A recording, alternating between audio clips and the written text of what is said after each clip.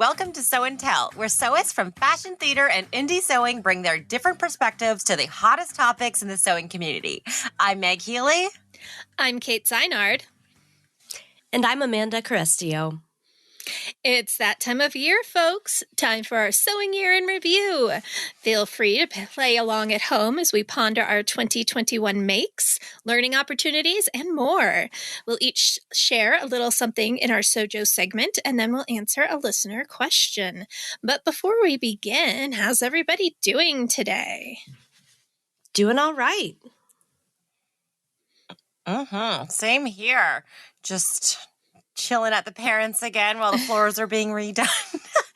So, yeah, different location again. I'm in a different room. So this is like, the fourth podcast in a row that it's just been in all different rooms. So You're just jumping around. We're jumping around. And next time, it'll be in my studio. So yeah, we're following Meg's house renovations by way of podcasting.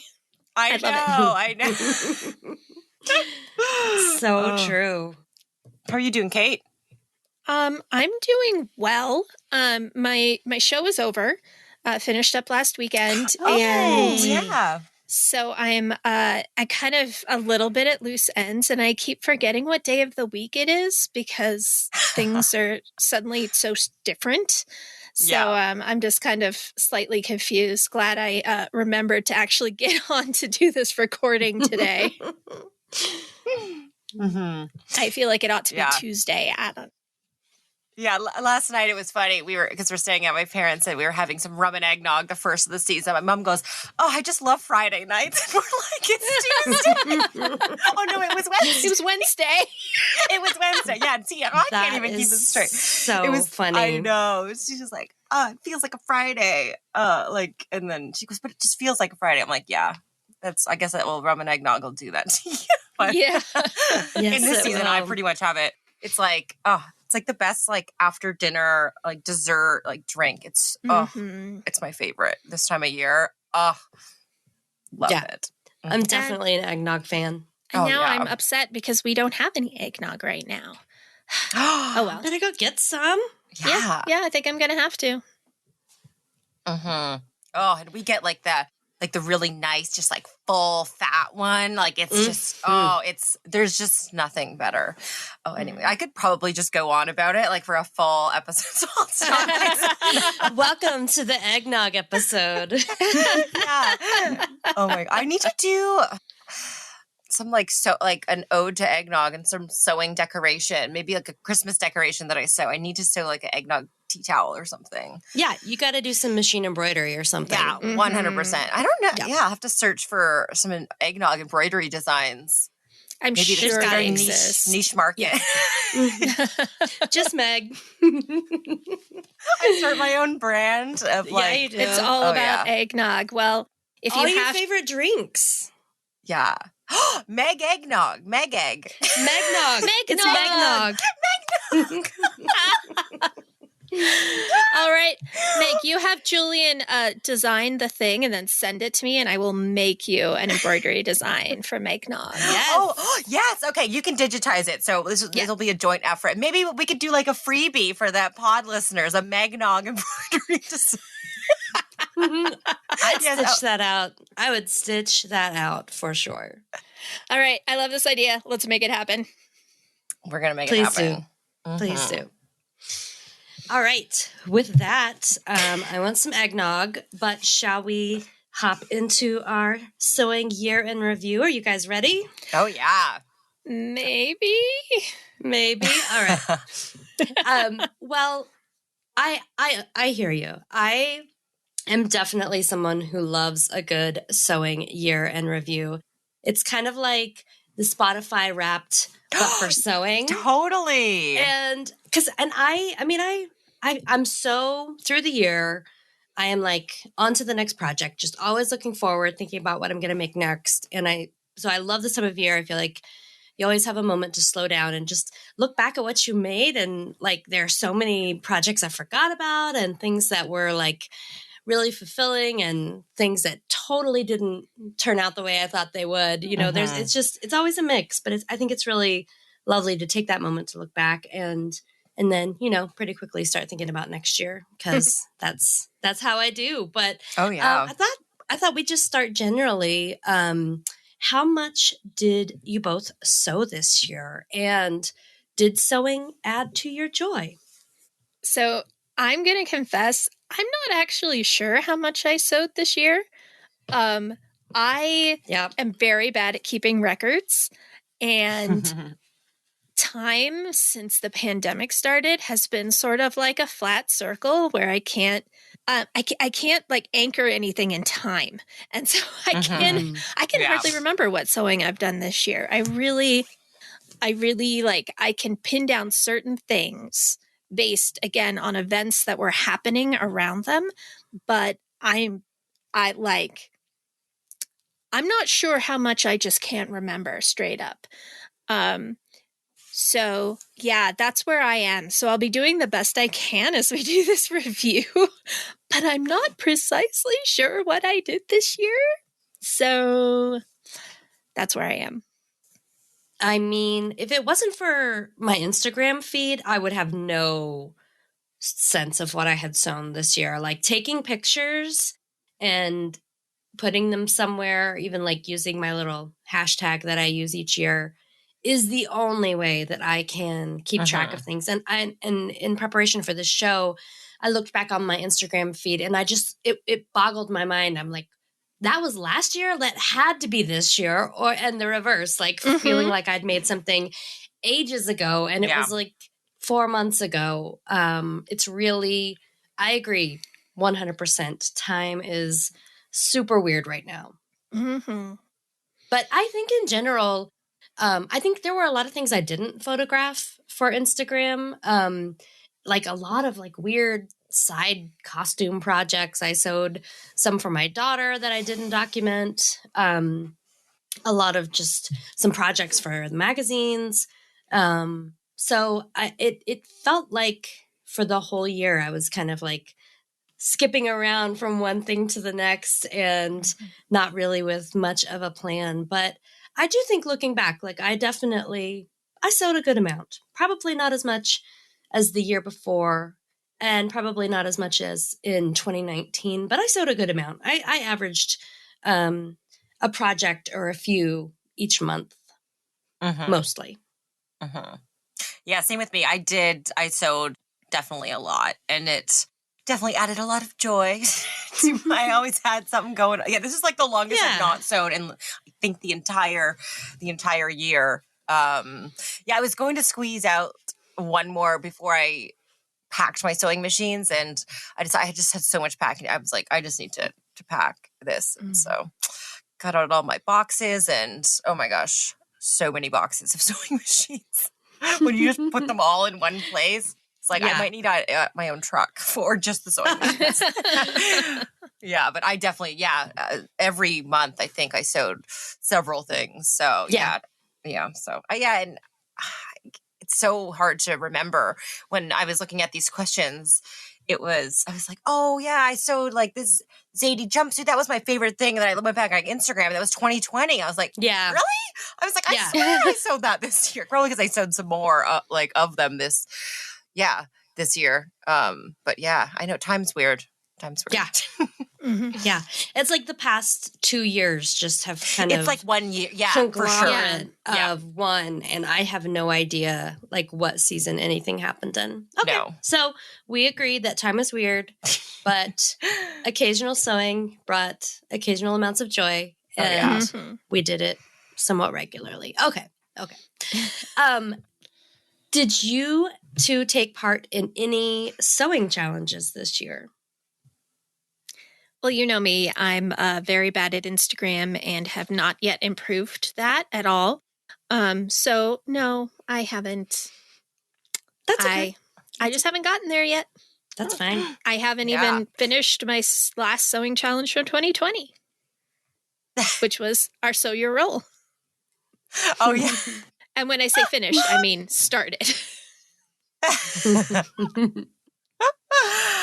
Now that I'm thinking of it, I think I did I think last year I wanted to do the Make 9 2021. I think I did now I'm realizing I think I did do that challenge. And I remember I didn't sew 2 things on it, but I remember now I'll have to go back even in the podcast. I feel like is a good record for me. I can go back and see what photos I added in the show notes. And then I'm like, oh yeah, I made that this year. But I think I need to go back because I remember sketching out 9 things. It was like the Roscoe dress, which I made. And there was some other things, the Amy jumpsuit, which I made.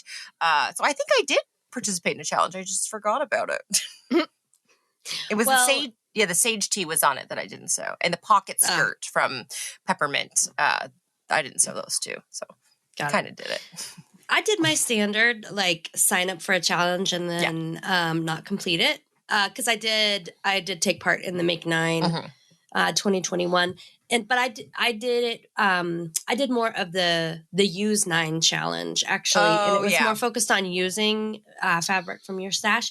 And I think I used 4 of 9 things. So nice. I kind of feel, and I think in the earlier part of the year, I did go back to that grid and take a look as I was thinking about, next projects and kind of tried to start there to see if I could, use one of those. But it was definitely a gentle challenge. And I think in general, I have had a hard time committing to projects in the last 2 years because I feel like, I don't know, I never did a ton of challenges, but there were a few that I would pick up.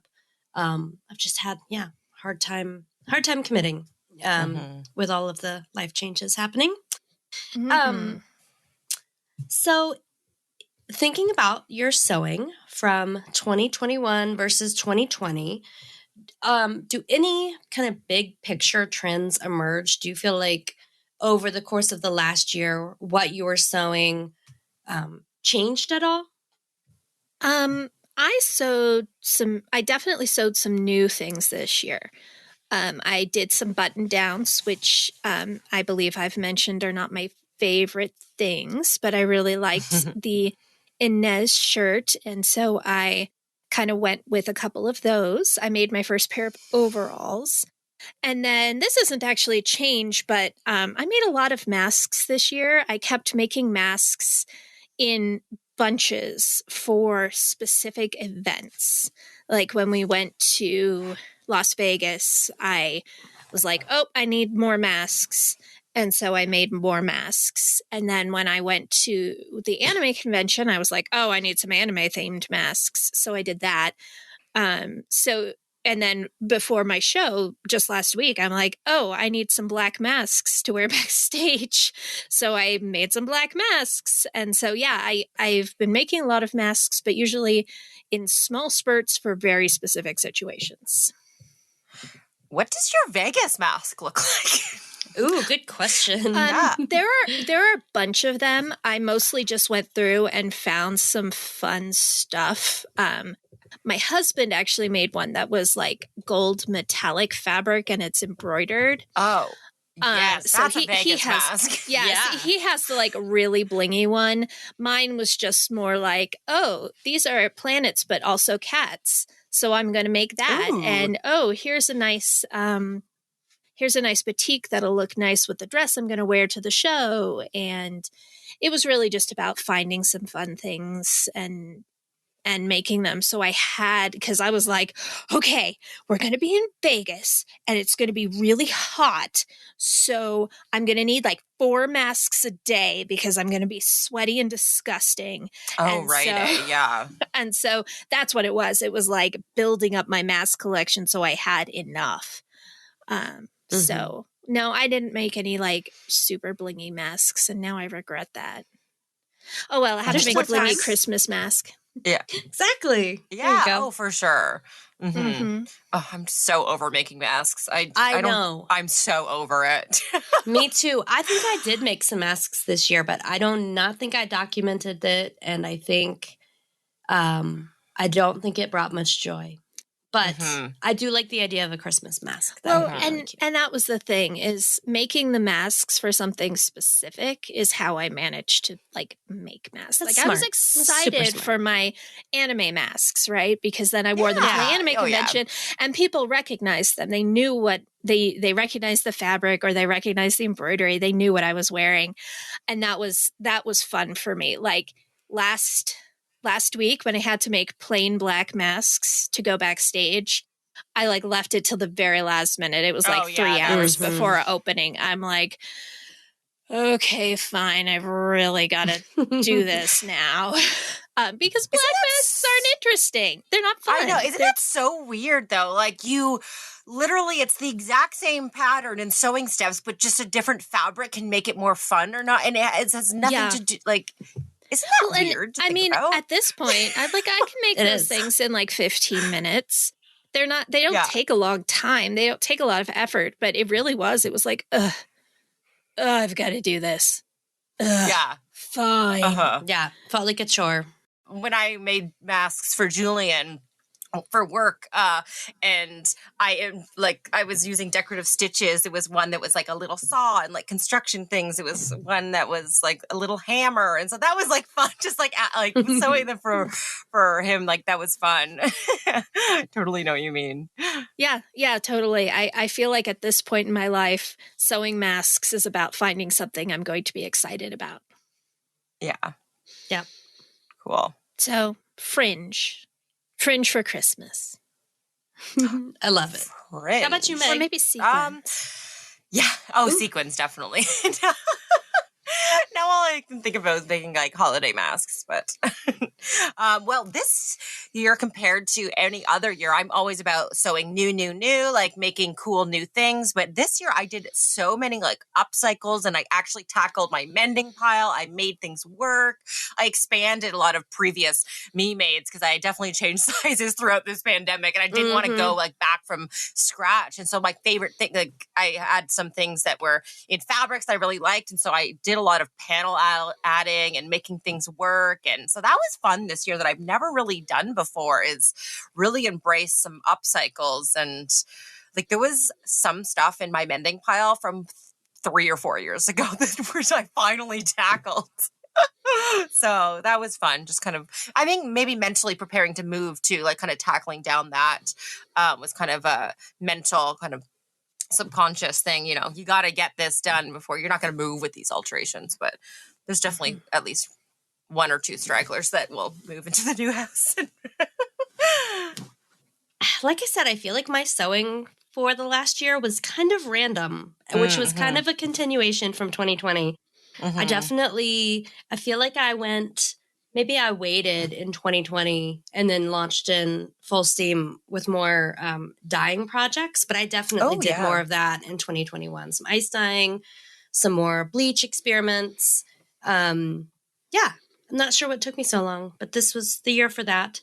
I sewed a lot of gingham this year, which was, I feel like did. I did. It was I did like a run over the summer, and I was sewing up everything kind of in a gingham category, which, I felt like that was me stepping beyond my like stripes and solids and woven patterns. So, definitely went hard on the 90s trends this year. I think that has been around for a little while, but for whatever reason, I felt like I kind of went into it this year more.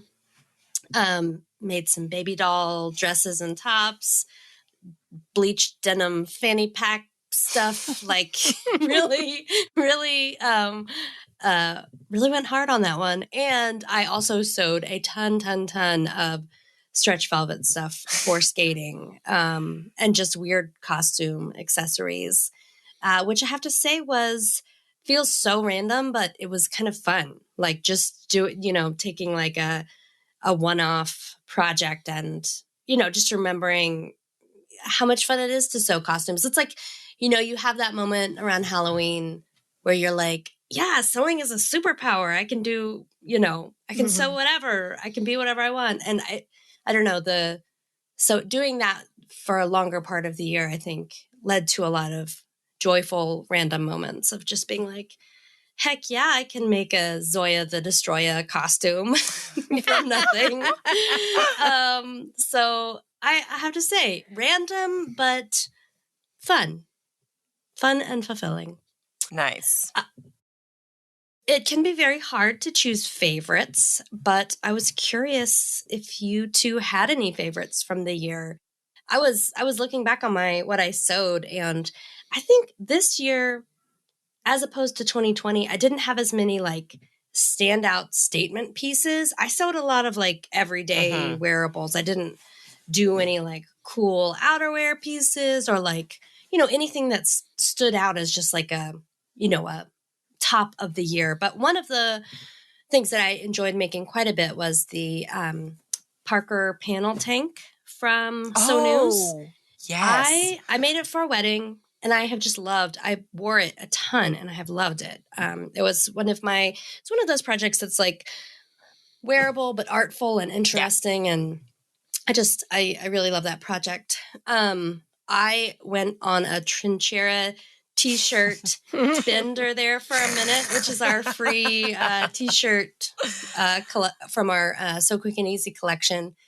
I didn't go into that thinking, gosh, I need like 6 more t-shirts, but I sure came out on the other end with 6 more t-shirts.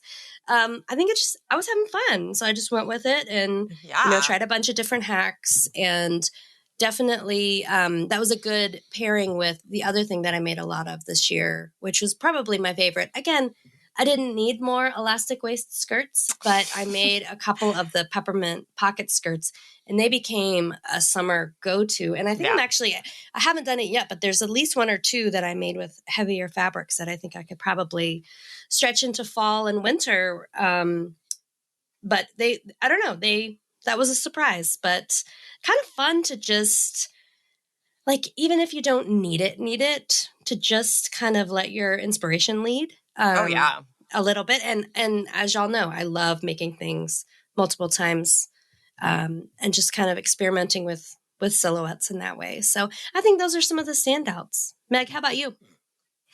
Trincheraganza. Trincheraganza. Actually, when I was looking back, some things that kind of surprised me, what I loved so much, what I made, one of my standout project was my embroidered bralette from that episode of Style Revive. Oh yeah, that was so good, man. It just turned out so good, and I just love it so much. I've never actually worn it though. I wore it for like a photo shoot, but I'm like saving it. I'm precious about it. What event do I like save this to? So I definitely was almost going to wear it a couple times, but I said, I don't know if this is like worthy of my like day. Cause for me, it's such a I can't just, I don't know. I still have a thing about like outfit repeating to like, I always remember what I wore around. And so I can't wear, if I go to a party with this group of people, I mentally know what I wore. I can't wear that. It's just, anyways. So I'm saving it for the right moment of 2022. And also I really love I made a pair of like evergreen tencel Esther pants from Victory Patterns, and I made it. I got the pattern a while ago. I had this fabric, I made them, and then I tried them on. I'm like, oh, these are cute. And I put them away, and then I wore them out one day. My friends took me out for birthday dinner, and I wore the pants, and I loved them. I got so many compliments that unique pleat, and they were comfy, and I just forgot how much I loved them. And I'm going to get a lot of use out of those. And then also my Roscoe dresses. I really loved those. My lime green one and then my striped one. So those are some standout things for me. So many good ones. I love that I'm super in tune with what you've made just because of work and like I know, right? Following you on Instagram. I'm like, it's like a trip down memory lane for me too. I'm like, oh yeah, I remember when you made that. That was so awesome. Oh yeah. How about you, Kate? Oh, me. I have a lot of things that I made this year that I liked and wore a lot. There's one though that's I think my newest make other than those masks, and I haven't worn it very often. And I haven't posted it on Instagram, so you guys haven't seen it. But it's an Inez blouse, and it's this lovely orange and yellow and pink and white stripe. And it's just this lightweight shirting. It's not quite gauze, but it's very light, and it has just a little bit of a almost an eyelet look in some of the stripes, and it is Ooh. super comfy, and it is super pretty. I love the color. It is kind of fally, but also kind of springy, and I just love it. I love it, and it's comfortable, and yeah, I haven't worn it very much because I'm like, life is not important enough to be wearing this shirt right now. You know, I'm just like wearing t-shirts around the house, and yeah, of course. But you're gonna have to get us a photo for show notes with a description like that. I know. Maybe I can do. I have a birthday party coming up. My mom and husband are having a joint birthday party, so maybe I'll toss that on for that and see if somebody who can take decent pictures, not my husband, will take a picture of me. Kate, is the Inez shirt, is that a button up? I can't remember what that pattern looks like. It is? Oh, okay, cool. What kind of buttons did you use? I just found some just plain sort of pearlescent buttons at Joann's. One of them has white buttons, and then the orange one that I was just talking about has pink buttons, actually, which kind of, they look really good with it. Yeah. Oh, I'm excited to see. I learned from my first one, in the pattern, the buttonholes are horizontal, and when I go to button that one, I'm like, this is weird. So I changed my buttons to vertical, and it worked.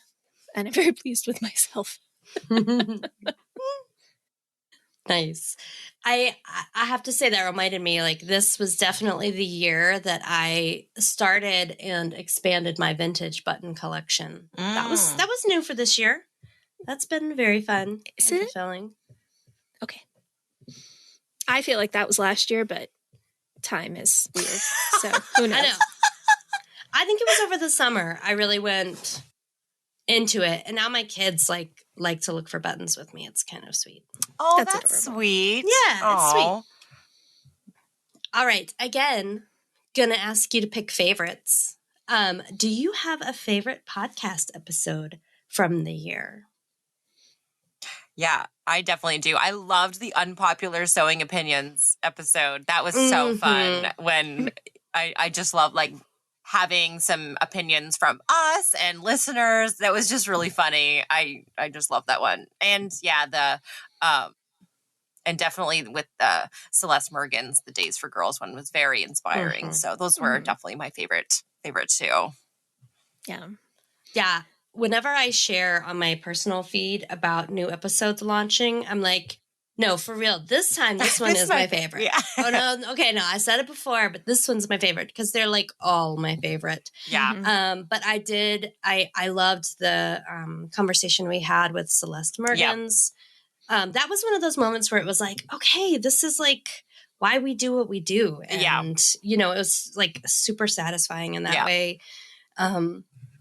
I loved our recent conversation with Julian Collins about sewing menswear. And I'm actually like, I'm midstream on sewing a button up for my husband. Like, it's just like immediately after the episode, I've that's happened a couple times this year. And I was also looking back, and I loved having Sadie Fox Metter on for home decor sewing. Again, that was a moment. It was just like, I love it when the podcast just times with where you are in your life or your, you know, creative process / journey. And that was one where I was like, yeah, I really do need to like spruce up the place and like put my personal touch on it. And that's a really great reason to sew too. So those were a few standouts for me.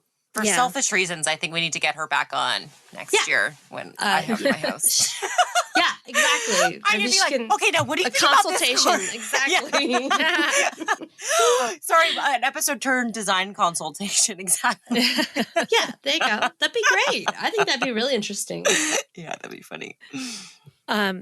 Like with what I sewed, I'm having trouble remembering what episodes were this year and what episodes were last year. I will say that I also really enjoyed the conversation with Julian Collins, but I think my favorite one in the end was our sewing space. episode Mm, because that kind of nice. changed my life. You know, we started talking Yeah. about it. I started complaining about my sewing space and how I had issues with it. And I'm not going to say the next thing you know, but over the course of the next couple of months, you know, I completely rearranged my sewing space and made it into something that functions so much better for me. And I love it. And every time I walk in here, I'm just so happy. So, yeah, that one had it actually, it had a huge impact on me in a way I didn't realize when we were recording it and when we stopped recording it, but it really did, you know, kind of set off a fire. So, Yeah, me too. Yeah. If y'all remember, I was like sorting through my stash at the end of the episode. You're like, Amanda, we're still recording. And I'm like knee deep in like fabric, scrap. Yeah.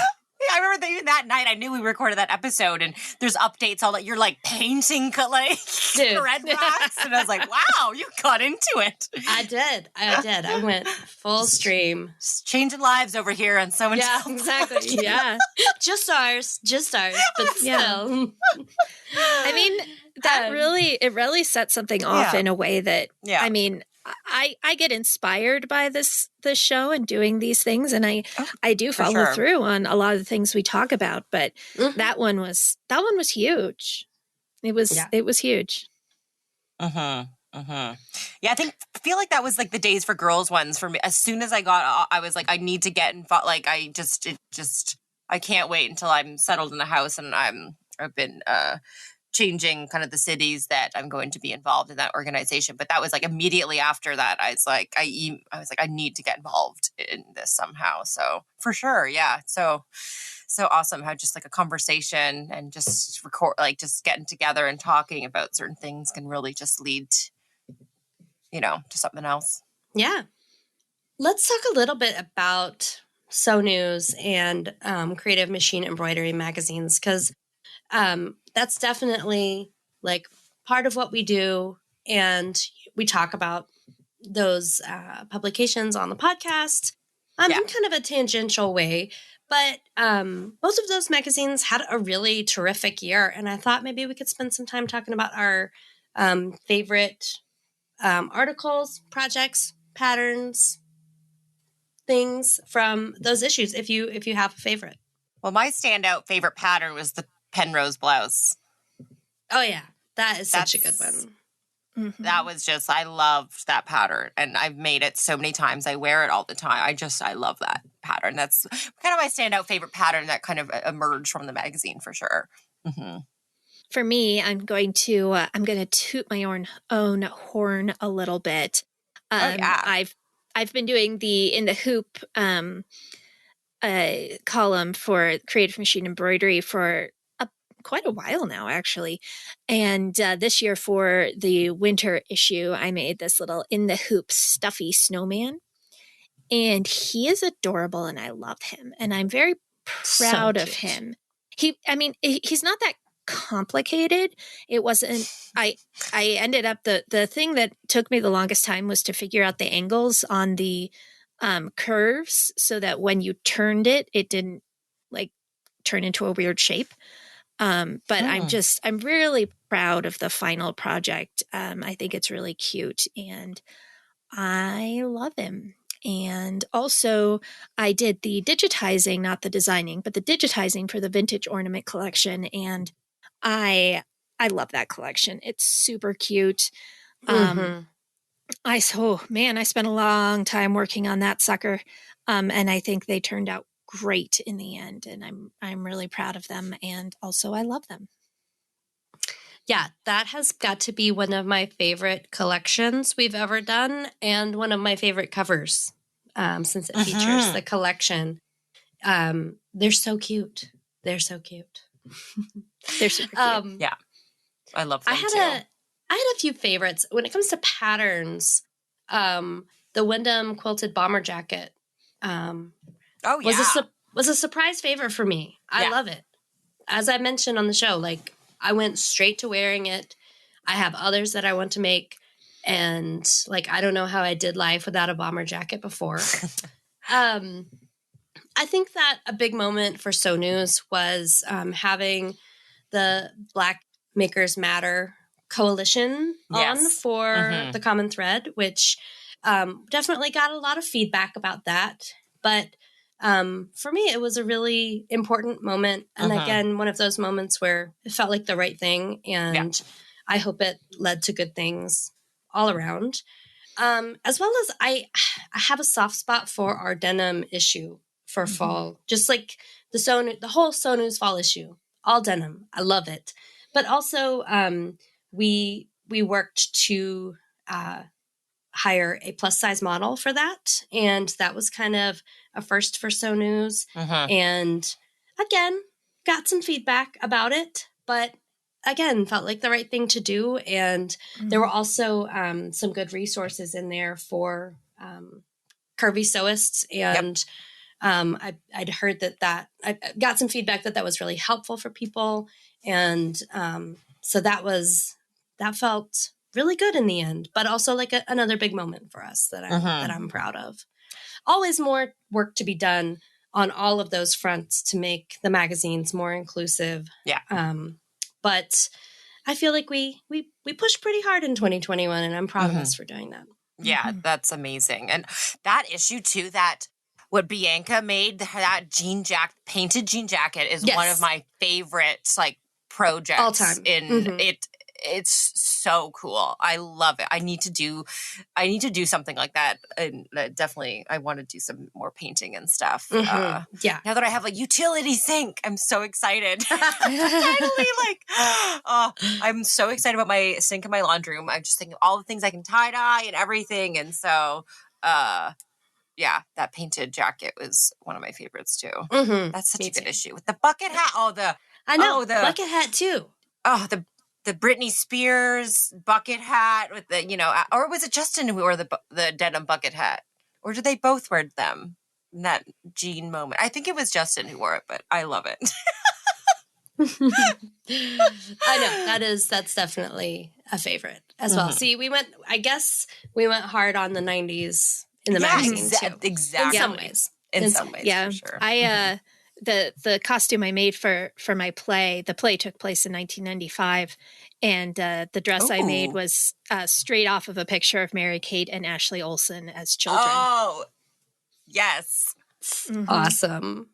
Yeah. I feel like I don't think I'd mention clips. That, but yeah, that's like historically accurate and everything. I love it. It is. Butterfly clips did not make an appearance in my show, unfortunately. No. Well, I mean, we had one 8-year-old, and then the rest of the cast were like adults who were a little old for butterfly clips. So, but any of those, remember those like choker necklaces forget what they were all like curvy and stuff. I wore a lot we of didn't those. have any of those either. I think that was also a little too young. We had a lot of vests. Vests. Vests. Was it more like grunge, or I guess no, if it was Mary-Kate and Ashley, it was kind of that like preppy look. Oh, that was oh gosh, I didn't get a picture of her for myself. And I can't remember if I posted it on Instagram, but it's very preppy. It's kind of like a little pure waist dress with like a semicircle skirt and pinstripes, and that was real cute. Oh yeah. Oh, I love that. Yeah, but our actress was 13. We were trying to age her down so she didn't get anything that was like teeny boppery at all, because we didn't want to make it obvious that she was significantly older than the character. Cool. Fun thing. 90s.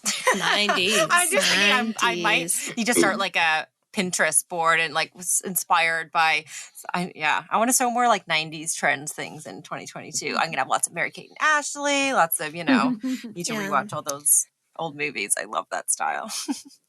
Yeah, Ellie and Mac has a I love the 90s dress, which is kind of like it's cute. I have the pattern. I keep thinking I need to make it, but haven't yet. Let's talk favorite side projects. So video things. I have a few on my list.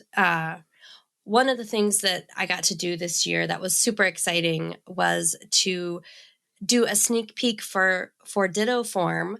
And that was, I definitely had some big feelings about that because it involved being in very tight clothing in a room full of people, and then in a video that would be shared widely to get my 3D scan. But I really kind of like just embraced it as part of the process. And, and I definitely had some thoughts about like how strange it was to see yourself in 3D, like even just on screen, and then the physical form is just still, it was a much bigger experience than I thought. But it was also a really invigorating experience because I realized through that, like, I loved listening to Carol's story about her business. And it really reminded me of why I do what I do. And the small business aspect of it is really inspiring and satisfying for me. And definitely part of the reason why I love indie pattern designers and all of the like sewing entrepreneurs. So that was definitely like a surprise project for me. And then obviously to have like an amazing Ditto Form in my space to work with. I'd have to say I have two other favorites. Sorry, I have a lot of favorites always. I just want to ask something quickly about the Ditto. Do you ever give it a hug so you know what like it feels like, how your hug feels like? Oh my gosh, I'm doing that after this show. That's the first thing I would do. I'm like, I wonder what it feels like to hug me. Because it's not like that's so fun. I'll report back. I have to say that Stitch Lab, our series for YouTube, was immensely stressful and hard and so much fun. And really, we started out thinking about like a visual version of the podcast, and it ended up feeling exactly like that, even through the mishaps and the stress. The response to it has been really great. Like I feel like people they've learned things, they've found new tips. I learned a lot doing it. It was a really great project. I'm really proud of it, as well as our new Sew Daily News series that we've been doing for the Sew Daily Network channel on YouTube. Like researching all the new patterns every month and prepping that for that show has been so much fun. I feel like I'm like a reporter again, and I kind of love that. And I don't know, it's just been really fulfilling. Some of these projects that we do, like there's a whole lot of planning and there's like, months in advance, and those we just get to, it's kind of like the podcast. We get to hop on and talk about what we're excited about, new things in the community. And it kind of feels like we're, providing a service in some ways, focusing on those new patterns. That feels really good. And, just makes me want to buy more and more patterns. I know. So there's that. Yeah, it's definitely not good for the wallet. Those Yeah. I end up doing, I got the Amal dress. I got that last week, the one that you reported on. Yes. I can't wait to make it next year. I love that pattern so much. For me, I really like my side. Again, it was kind of like on a whim. It was my Copycat Jeans live event. That was so fun. And the watch party element of it was really fun too. And everyone together and and actually like sewing 2 pairs of jeans. It kind of made myself sew jeans again. I sewed like really fun striped one. It was like a fun little side project that was probably like a favorite as of recent. And I also enjoyed I worked really heavily on the Sew Quick and Easy, our volume 2, and some really great patterns came out of that. Definitely that t-shirt pattern that I love, and that skirt, and that was really fun to kind of help put that together. That was something fun that I like, and I think there's those culottes, like with the slit, like some really many good ones came out of that. So that was really I loved working on that.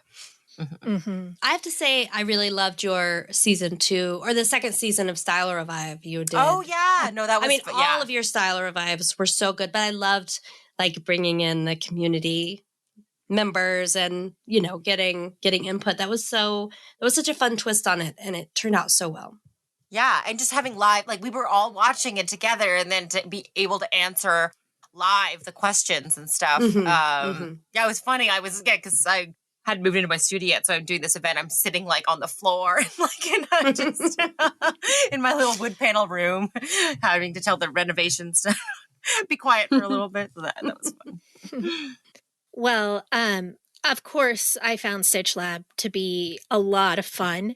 It's also kind of a blur because we did it real fast. Yeah, and it was very stressful. I had family in town, so like the days were long and the margaritas were necessary, but I really enjoyed it. And I also, just a few months ago, I filmed a little series called Pressing Matters, which I actually did with our friend Ginger from the Quilt and Tell podcast. And I don't know why, but it was super mellow. We did our episodes, we pressed some things, we learned some tips. I had to do a little research, which, I learned some things so that I could teach them to other people. Yeah. And, I really enjoyed that. It was fun, but it was not nearly as stressful as, for example, Stitch Lab was. So I had fun with that.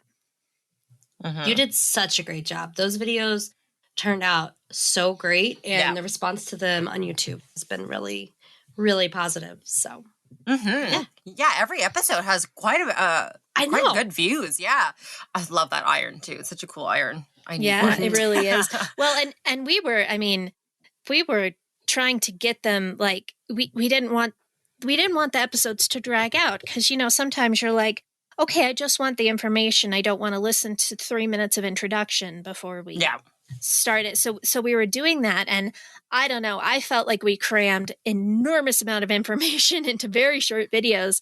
And I hope that comes across because it was kind of a goal of ours to not let it draw out, but really just put in a whole bunch of useful information.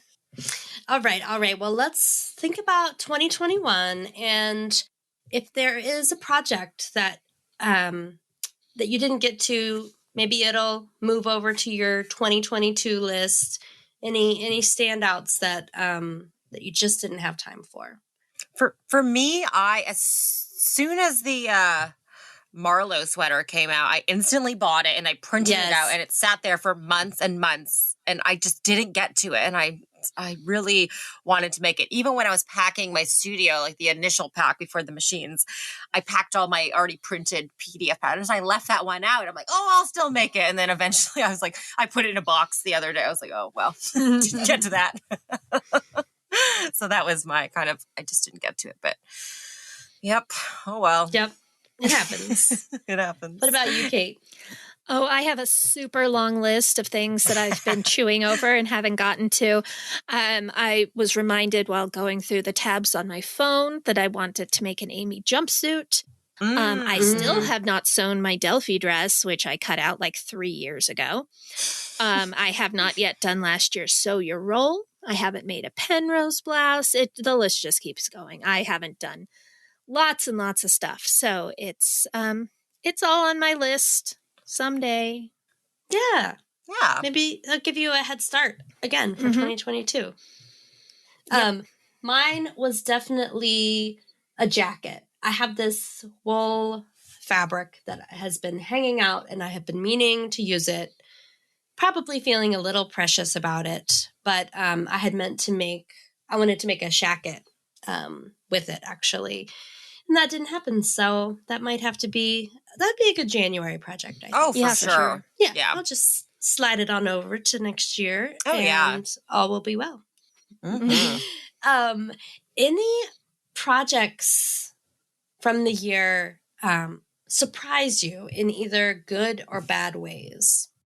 One actually came because of a purchased tee that I found for super cheap and was surprised that I gravitated towards it, but it was a camo print. I've never worn camo in my life. And it wasn't any conscious, I don't wear camo. It was just it was probably something that I wouldn't have sewn for myself. So that was kind of a surprise moment to be like, oh, maybe there are some benefits to ready to wear that I haven't really considered.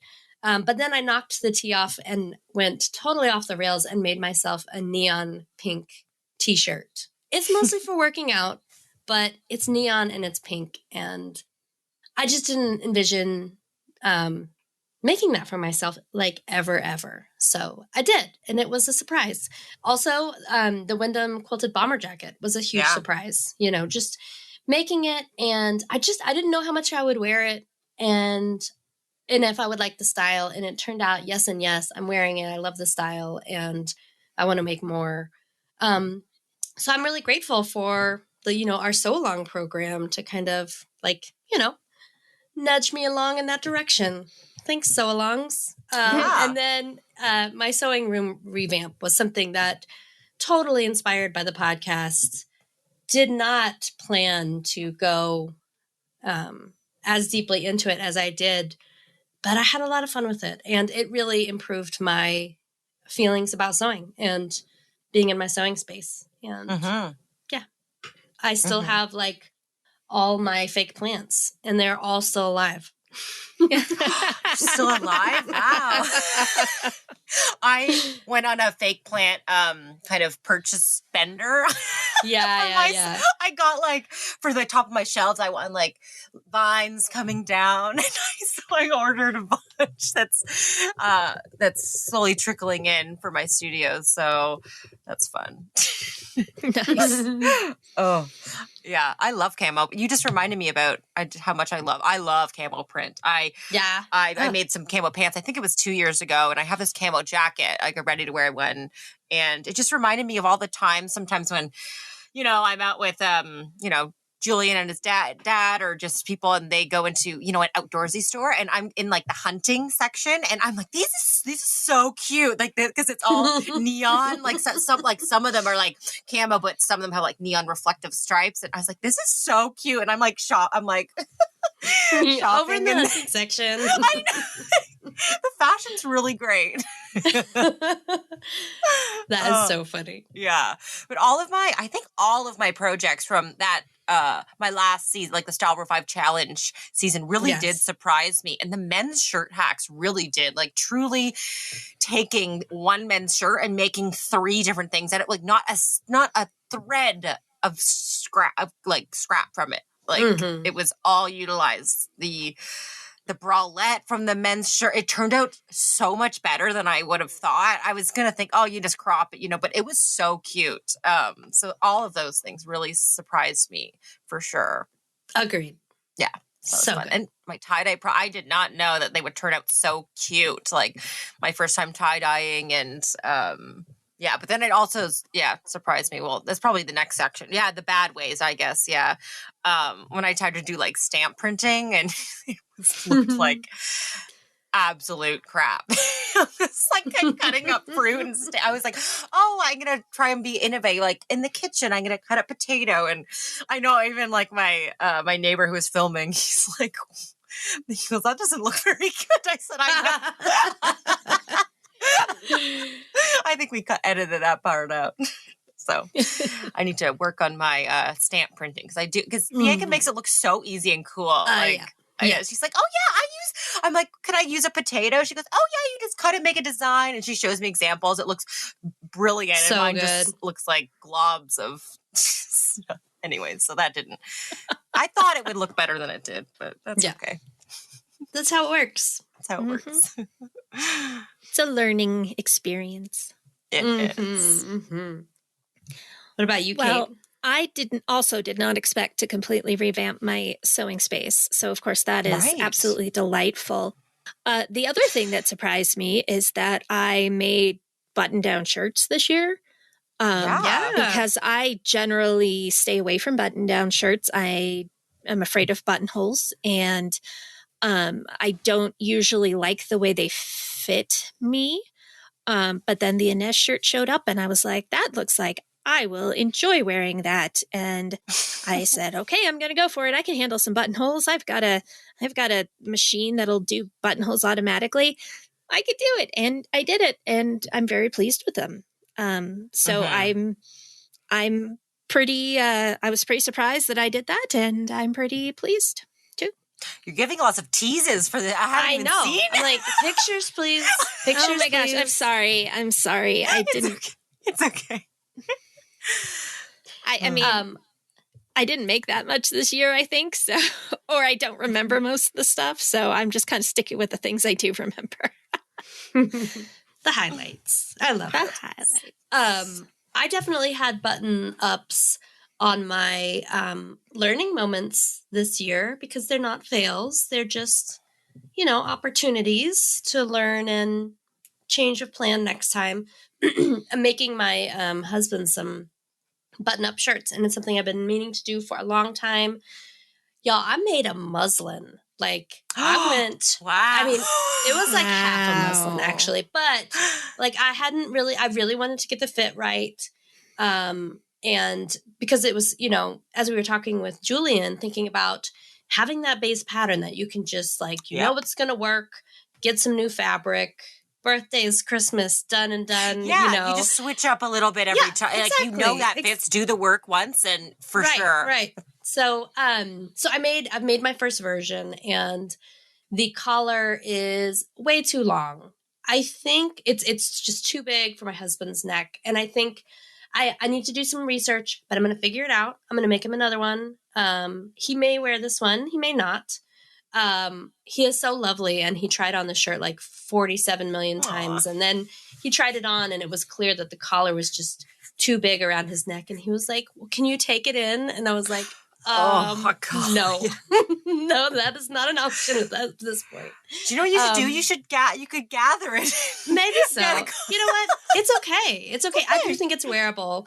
And again, like, I have to do some research to figure out how to fix that. Yeah. But I'm proud of myself for kind of jumping in and knowing that it was kind of uncharted territory. And I think it'll end up okay. We'll make it work, and I'll make another version. But that's been, I don't know. I think that in the past 2 years, I've kind of steered clear of super hard sewing challenges because I was afraid to invest a lot and have something not work out, because I think everybody just feels fragile. I feel more fragile in the past 2 years, just with everything else going on. So I'm proud of myself. I was like, you know what? It'll be a learning opportunity either way. And so I'm counting it as a win, even though it was in the learning opportunities category. Sure. Yeah, I definitely reached for it during the pandemic. Yeah, you just don't want to be let down, You go to sewing just for something that you're like, you just know it's going to work. So I definitely didn't reach for, it took I think no part of 2020, I did something. I think in 2021 I branched out a little bit more, maybe pairs of jeans. I made the overall and just some little things like that. But yeah, you just know it's going to work out for sure. Exactly. I spent about 10 minutes feeling bad about it. I was like, man, I haven't really challenged myself this year. And then I was like, that's okay. Okay. Sewing doesn't always have to be, a challenge and a learning opportunity. It can be something predictable and fulfilling and useful. It can be whatever you need it to be. So. Exactly. Mm-hmm. How about you, Kate? Any big learning moments? Nothing like as epic as what Amanda just described. I did some learning on the fly when I pulled a pattern off of and then attempted to recreate my favorite underwear not that long ago. And I was pretty sure I had a solid plan, and I did, except for I kept having trouble with the fabric trying to separate from the elastic while I was trying to sew it. And eventually I was like, okay, glue stick, do your thing. And I used a glue stick and learned that I need to have something to protect my desk from my sewing table from the glue stick when I'm doing that. But the glue stick worked well and took care of the problem. And then I figured out I needed to adjust the elastic lengths just a little bit. And now I'm pretty sure the next one's going to go super smooth. So, yeah. Nice. That's a big thing. I feel like undies, they're not hard, but it's still, I don't know, it's still kind of a milestone in sewing, I think. It felt like a milestone. Yeah. Heck yeah. yeah, I've, this might be too much information, but I've been wearing the same set of underwear for a very long time because they stopped making them. And they're starting to get pretty ratty, some of them. And so this is one of the reasons I'm like, well, I either have to learn to get used to another kind of underwear or I need to make some of these. So that's kind of where I am right now. And I think it's going to work out. And I've got plenty of scraps that I can use. Yep. And yeah. Mm-hmm.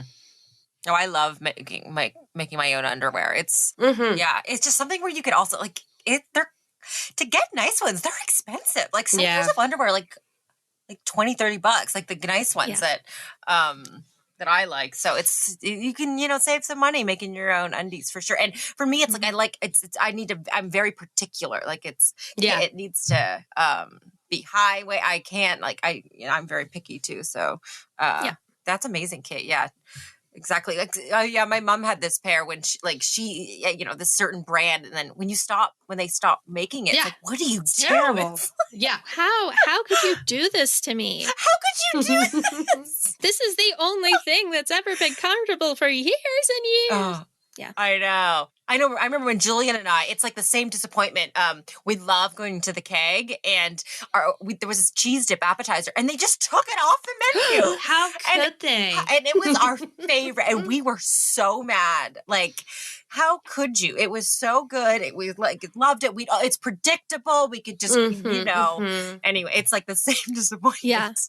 I went to a restaurant chain that I used to go to with Mark a lot when we were first dating the other day, and they did not have the pomegranate margaritas anymore, and I was so sad.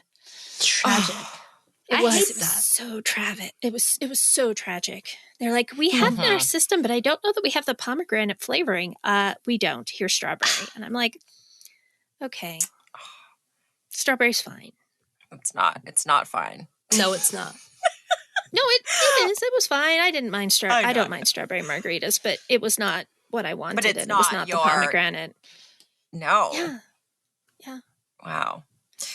Well, for me, some learning moments. I did a lot of embroidery experimenting this year. I just kind of embraced some embroidery projects, and you just learn, okay, this needle does not work embroidery. Like this thread, if you use cheap embroidery thread, it keeps it's better quality thread actually makes it better. And some stabilizers don't work with that. And so it was a lot of learning. And it was fun. I love getting more into embroidery.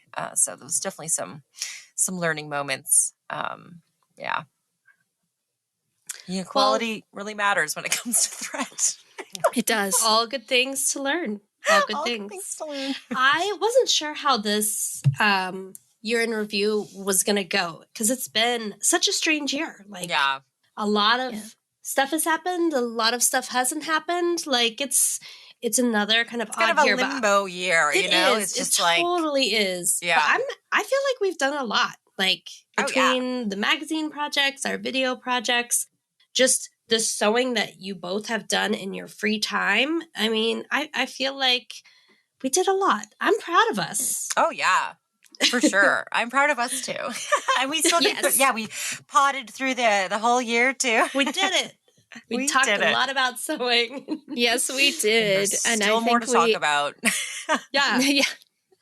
We learned a lot, and we found some inspiration, and we designed some sewing spaces, or we're going to design some sewing spaces. And those are all wins. I mean, I feel like getting through the past 2 years with any amount of joy and inspiration and creative energy is a total win. So way to go. I salute you. I totally forgot I made my first little quilt. I know. Man. I know. Yeah, okay, we're amazing. We're amazing. Yeah, we are. I mean. And so are you, our listeners. Exactly. Exactly. Yeah. We forget. We have, I feel like sewists have high standards for themselves, but putting any energy at all into sewing and when you have so much else going on in your life is admirable and awesome. Let's take a little break and then we'll hop back in with some Sewjo. Alrighty, it's time for our Sewjo segment, our favorite segment, where we get to talk about what's giving us our sewing inspiration at the moment. So let's start with Meg. What's giving you your Sewjo right now? Well, I'm just not really sewing anything. So it's just kind of sewing room planning, but I'm just thinking about things that I'm going to first sew. I'm going to recover these cushions we bought from the previous owner. They had this like wicker furniture in the sunroom, and we asked to buy it from them, and there was these pillows, and I was like, oh, I'm going to recover them. So that's what I'm going to do first. That's awesome. Yeah, that's totally great. Yeah, I just planning it. I've walked that empty room like so many times, like measuring. I've come out with like 6 different layouts of everything, and so I finally figured out. I think my machines are going to go under the window, and my cut it. And I don't know if it's all going to fit, to be honest. All my furniture and some machines, but we'll see. So I'm just kind of planning that out. Cool. How about you, Amanda? I think I am most inspired right now by, I have a few projects that I have in mind for the week after Christmas. Like, ooh, I love that in between week. I know. I love that I really do too. And so I'm kind of excited to go in with some actual plans in mind. Probably, some late Christmas presents will have to happen during that time too. But I'm excited. I think I'm going to sew some cozy things and Nice. but slowly. Slow and cozy. Slow and cozy. That sounds lovely. Are you going to make something for New Year's Eve? Because that's always the week I try and like, I don't have any plans. Oh, I have plans now. I need something to wear. Yeah. I don't, at this point, no. It's looking like chance of sweatpants, but maybe with a matching champagne with a chance of sweatpants. Yeah. That'll be me. Megnog. Yeah. And some eggnog. And how about you, Kate? Well, I, like I said, just finished my show, so I can actually start thinking about anything else again. So I haven't quite made my decision. I'm kind of floating through this week. But it's probably either going to be my Trina blouse, which is my Sew Your Roll from last year, or a cardigan. And I'm not quite sure which, or maybe just some underpants. We'll see. But, I've got some cardigan fabric I've been holding on to for like 2 years, 3 years. When did Colorado Fabrics close? That's when. I think it was 2 years ago. So it's like, Meg, you'd like it. It's kind of sagey green. And it's kind of a sweatshirt fabric. It's fleece on one side and a kind of shiny knit on the other. And Cardi pants. Cardi pants. I think I might have enough fabric to do that. Little sets. Well, no, I can't do both. I could do one or the other, but not both. Well, we'll see. They're both going to happen someday. Yeah. Nice. Yep. I have been, I'm wearing my Keystone cardigan. Oh, are you? Cute. A year and a half, 2 years ago. I can't remember when we did that one. I've been reaching for it a lot. It's so cozy. It's got the hood. It's been bringing me a lot of joy. Definitely a front runner on my pattern possibilities for that. I haven't made that yet. It's always on my list. I haven't made it yet. I would love a hooded cardigan. Yeah, for sure. I think so cozy. Add that to the list for sure. Mm-hmm. All right, let us move on to our Sew and Tell segment where we answer a listener question. And our listener question for this particular episode is probably not any big shock. We're asking, what is your sewing resolution for 2022? Amanda, how about you start us off this time? Oof. Why did you have to pick me? Okay, Meg, why don't you start us off this? I'm having I think I want a big project for 2022, but I'm not sure what that is yet. I'm thinking through some ideas. Part of me really wants a big project and a master plan, and part of me has really been loving just going from project to project wherever inspiration and fun sewing can be had. So I'm kind of like smack in the middle of that. So I think I need to do some more thinking about it, and I will report back. Okay, sounds fair. Meg? Okay. I'm doing like cycle sewing. And so I'm going to do everything I sew I can't sew something else for myself unless I sew something for the home and Julian. So I'm going to do me, home, Julian. Me, That's home. so great. Yeah, because I don't need any, but I like Julian desperately he does need new work. Like during this renovation, like he's trashed all his clothes. There's holes and paint over like everything, and he just needs a wardrobe refresh. So I need to do a lot more sewing for him because he needs like a new look. He had his Toronto kind of art look, and now we're gonna give him a new look for a little makeover. Yeah. I love it so much. Give him a makeover. So, and then I want to sew something for the home. So I no longer the days in 2022 where I'm just in my sewing room just sewing myself like 5 pairs of pants because I don't need Julian needs. He literally has he's wearing pants right now that have 5 holes in them. And I feel bad. And I need to sew I need to fill the home.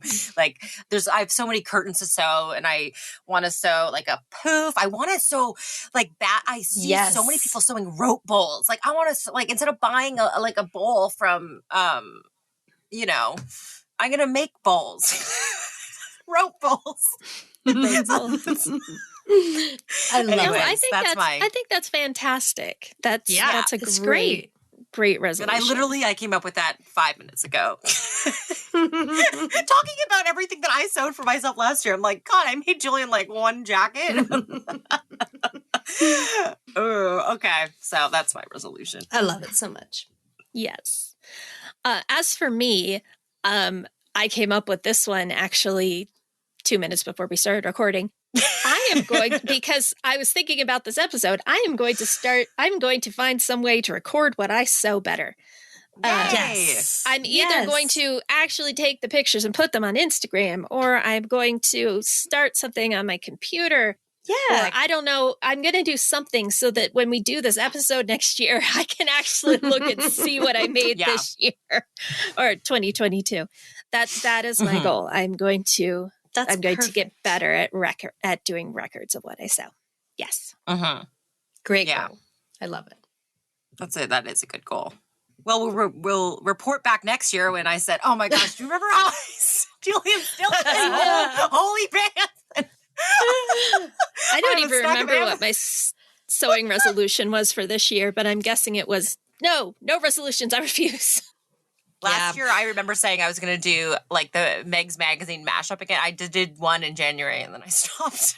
We're just going to give ourselves some grace. Yeah. Yes, we are because pandemic. Yep. Yes. And also because we're awesome and we deserve grace. I need to tell him about it so he can hold me accountable. So if for now, only I know, but I need to tell him. And so he can keep me accountable. We can help.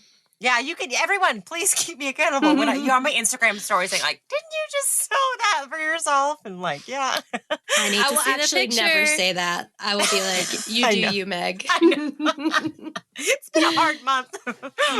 Yes, anyway, indeed. So I feel like this episode's probably going to be my new favorite because it was so fun, and again, it was good to look back at the year for all the reasons that we discussed. Like we did a lot. Or in my case, to look back over 4 months because that's all I can remember. Yeah. These episodes just come so fast. Like I remember recording this last year and like the year before. Like the years go by so fast. They do. This is the last recording of 2021. Yeah. Yeah, 2021 is the year that we're in. We're still in 2021. Yes, we are. Disclaimer, we work ahead on the magazines quite a lot, so we're often working on stuff for 20. Yeah, never know. We're working on issues for 2022, so sometimes we get mixed up about what year it actually is. All the time. Yeah, pretty much. Well, we have fun things happening on the website through the month of December. And if you haven't taken part in our Sew Daily Pick a Pattern contest, I think when this episode comes out, you'll still have time to get a vote in. But we haven't had any of the results yet as of this recording. And I'm so excited. I feel like there's like a little bit of tension there. There's so many good indie patterns to choose from. And some awesome prizes to win. So take part if you feel inclined. Yeah. For sure. All right. See you y'all. next year. Yeah. Until next year. Until 2022, y'all. Happy stitching. Bye. Happy stitching. For links to everything we talked about in this episode, go to our show notes page at sewdaily.com/sewandtell. If you want to get in touch with us, you can email us at sewandtellpodcast@goldenpeakmedia.com or visit us on Instagram at sewandtellpod. Answer the Sew and Tell question, tell us your Sewjo, or just leave us some feedback. If you enjoyed our show, please subscribe on your podcasting platform of choice, and please leave us a review, ideally a good one, because that helps listeners like you find our podcast. And tell your sewing friends about us too. Thanks for listening, and happy stitching. Sew and Tell is a Sew Daily podcast and produced by Golden Peak Media. It's hosted and produced by Meg Healy, Amanda Carestio, and me, Kate Zaynard. Daisha Clay is our producer. Director of podcasts is Jared Mayer. Tiffany Warble is Director of Content. Kelsey Ratterman handles our marketing, and Andrea Lotz does all things digital. If you'd like more information on sponsoring or advertising on Sew and Tell, go to goldenpeakmedia.com.